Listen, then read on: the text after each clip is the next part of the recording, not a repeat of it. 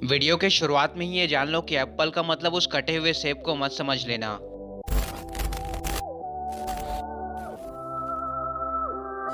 इसरो की अवकाश सीरीज के तीसरे एपिसोड में आपका स्वागत है, जहां हम इसरो के स्पेस मिशन के बारे में जानते हैं।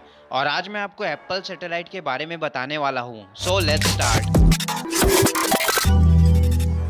एप्पल भारत का पहला जियो सिंक्रोनस सैटेलाइट है। जियो सिंक्रोनस सैटेलाइट उन सैटेलाइट को कहा जाता है जो जियो सिंक्रोनस ऑर्बिट से हमारे धरती को चक्कर लगाते हैं। अब इस चीज को थोड़ा ध्यान से समझना। हमारी धरती से तकरीबन 36,000 किलोमीटर की दूरी पे एक सर्कल है। उस सर्कल को हम जियो सिंक्रोनस ऑर्बिट के नाम से जानते हैं। इस सर्कल को हम दूसरे शब्दों में सैटेलाइट का ऑर्बिट भी कहते हैं। और क्योंकि ये सर्कल 36,000 किलोमीटर दूर है, इसीलिए हम इसे जियो सिंक्रोनस ऑर्बिट के नाम से जानते हैं। बेसिकली जो भी सैटेलाइट इतने ऊंचाई से हमारे धरती को चक्कर लगाता है, उसका रिवॉल्यूशन स्पीड हमारे धरती के बराबर होता है। जैसे हमारी धरती अप्रोक्सीमेटली 24 घंटे में अपने एक्सिस पर एक बार घूमती है, तो जो भी सैटेलाइट इतने ऊंचाई से हमारे धरती को चक्कर लगा रहा होगा, वो भी 24 घंटे में हमारे धरती का एक चक्कर लगाएगा। इससे ये फायदा होगा कि उस सैटेलाइट से हमारे धरती का केवल एक भाग ही दिखेगा और हम धरती के उसी पोजीशन के बारे में अच्छे से स्टडी कर पाएंगे। और हाँ, ये एक सर्कुलर ऑर्बिट है, ना कि इलिप्टिकल। अब इसके और फायदे जानते हैं। मान लो कि हमें वेदर फोरकास्टिंग करनी है, तो जो सैटेलाइट कभी अमेरिका के भाग को देख रहा है, कभी इंडिया के भाग को देख रहा है, कभी ऑस्ट्रेलिया के भाग को देख रहा है और कभी कहीं और के भाग को देख रहा है, तो क्या हम उससे वेदर फोरकास्टिंग कर पाएंगे? हम उसी सैटेलाइट से ही कर पाएंगे ना, जो धरती के एक भाग को ही दिखाए। पर अब मान लो कि हमें एक सैटेलाइट डिफेंस के लिए चाहिए, तो पता चला कि वो सैटेलाइट अभी अमेरिका में है और चाइना वालों ने अटैक कर दिया। तो ओवरऑल देखा जाए तो जियो सिंक्रोनस सैटेलाइट्स को communication, television broadcasting, weather forecasting और डिफेंस जैसे पर्पसेस के लिए यूज किया जाता है। तो अब बात है 19 जून 1981 की। भारत ने अपना पहला जियो स्टेशनरी सैटेलाइट को लॉन्च किया।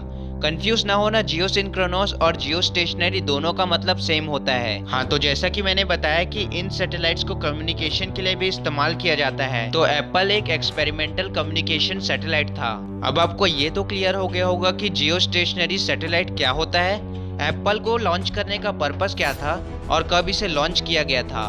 अब आगे, अब आइए इस सैटेलाइट के फैक्ट्स को जानते हैं। नंबर 1, एप्पल का फुल फॉर्म क्या है? तो एप्पल का मतलब होता है Ariane passenger payload experiment, APPLE. Number 2, इस सैटेलाइट को लॉन्च करने के लिए ESA यानी यूरोपियन स्पेस एजेंसी के एरियनी रॉकेट का यूज किया गया था और इसे फ्रेंच गुयाना से लॉन्च किया गया था। अब फ्रेंच वर्ड सुनते ही ये मत समझ लेना कि इसे फ्रांस से लॉन्च किया गया था। फ्रेंच गुयाना ब्राजील के पास में है। नंबर 3, इस सैटेलाइट को इसरो द्वारा जस्ट 2 सालों में ही मैन्युफैक्चर किया गया था। अब लॉन्चिंग साइट, जैसा कि मैंने बताया कि फ्रेंच गुयाना को चुना गया था, तो इस मिशन का control centre Satish Dhawan space centre था और सबको पता है कि ये जगह आंध्र प्रदेश में है। नंबर 4, इस सैटेलाइट को टेलीविजन और रेडियो को ब्रॉडकास्ट करने के लिए भी इस्तेमाल में लिया गया था। नंबर 5, ये मिशन भारत के लिए इतना प्राउड का मोमेंट था कि इंडियन पोस्टल सर्विस ने एप्पल के पहले एनिवर्सरी पे उसका स्टैंप रिलीज कर दिया और ये स्टैंप अमेज़न पर भी अवेलेबल है। बट लॉकडाउन की वजह से मैं इसको ऑर्डर नहीं कर सकता, वरना मैं आपको इसको अनबॉक्स करके भी दिखाता। My bad.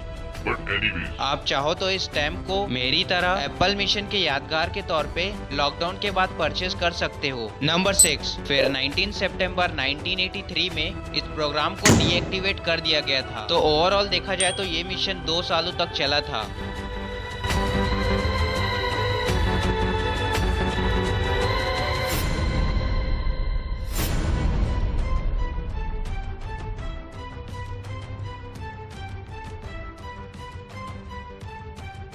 एप्पल को 13 अगस्त 1981 को तत्कालीन प्रधानमंत्री श्रीमती इंदिरा गांधी ने राष्ट्र को समर्पित किया था। प्रधानमंत्री ने प्रतीकात्मक रूप से एप्पल के मॉडल को संचार मंत्री को सौंप दिया और कहा कि एप्पल ने भारत के उपग्रह विकास डॉन को चिन्हित किया है। लाल किले से 15 अगस्त को प्रधानमंत्री के संबोधन को एप्पल द्वारा लाइव किया गया था।